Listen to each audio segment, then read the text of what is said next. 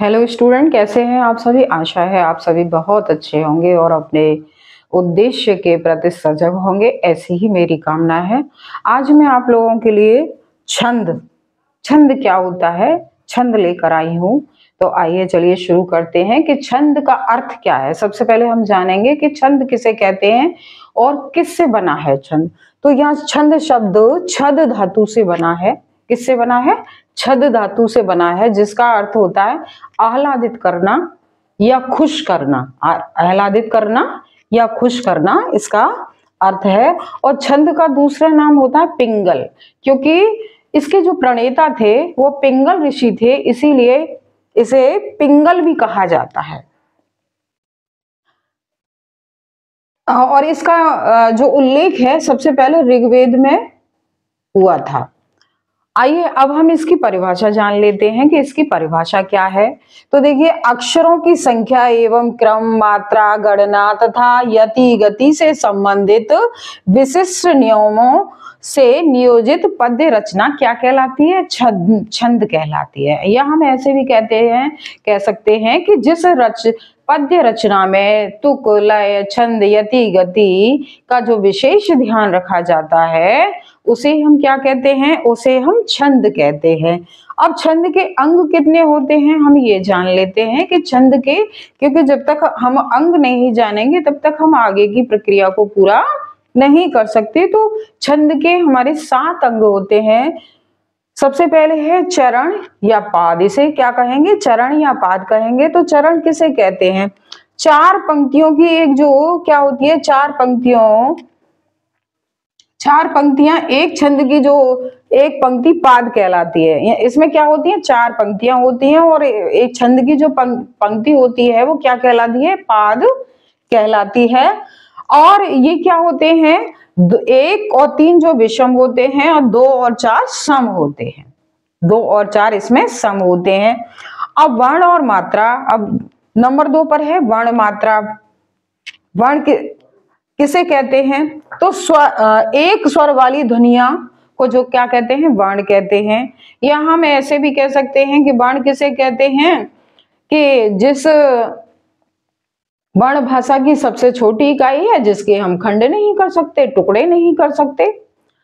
और ध्वनि मात्रा क्या है? ध्वनियों के उच्चारण काल का जो समय होता है, काल होता है, उसे हम मात्रा कहते हैं। या हम ऐसे भी कह सकते हैं कि किसी वर्ण के उच्चारण में जो समय लगता है उसे मात्रा कहते हैं। किसी वर्ण के उच्चारण में जो समय लगता है उसे क्या कहते हैं? उसे मात्रा कहते हैं। अब क्रम या संख्या हम किसे कहते हैं? तो वर्णों व मात्राओं की जो गणना है वो क्या कहलाती है? संख्या कहलाती है। इसमें लघु गुरु होते हैं। लघु में 1 मात्रा आती है और गुरु में हमारी 2 मात्रा आती है। के स्थान पर जो निर्धारण जो क्रम होता है उसे हम क्या कहते हैं? क्रम कहते हैं। निर्धारण आगे पीछे जो क्रम होता है। अब हम गति किसे कहते हैं? नंबर 4 पर है हमारा गति। तो छंद को पढ़ने की जो लय होती है उसे क्या कहते हैं? उसे गति कहते हैं। अब यति या विराम किसे कहते हैं? तो रुकने के स्थान को क्या कहते हैं? यति। यति का मतलब होता है विराम, यानी छंद को पढ़ते समय जहां जहां रुका जाता है उसे हम क्या कहते हैं? यति कहते हैं। अब हम तुक किसे कहते हैं? छंद के चरण के अंत की जो मित्रता होती है, यानी जो मैत्री होती है, उसे हम क्या कहते हैं? तुक। जैसे कह लीजिए, जय हनुमान ज्ञान गुण सागर, जय कपीसति हूँ लोक उजागर। तो वहां सागर है और यहाँ उजागर है, तो ये क्या है? ये हमारी तुक हो गई। अब गण किसे कहते हैं? वर्णों की व्यवस्था व गणना के लिए 3-3 वर्णों का जो समूह होता है वो गण कहलाता है। एक गण में 3 अक्षर होते हैं। अब इसे हम कैसे कहें? यम, तर, जब, नस। ये हमारा शुरू कहां से होता है? ये 8 हमारे वर्ण गण होते हैं। यम, तर, जब, नस। यानी यम या से यमाता, मातारा। इस तरह से हमारे ये 8 गण होते हैं। अब हम जान लेते हैं कि छंद के प्रकार कितने होते हैं। तो छंद हमारे दो प्रकार के होते हैं, नंबर 1 मात्रिक छंद और नंबर 2 हमारा है वर्णिक छंद। अच्छा, अब मात्रिक छंद किसे कहते हैं कि मात्रा की गणना पर आधारित छंद जो होते हैं वो मात्रिक छंद कहलाते हैं।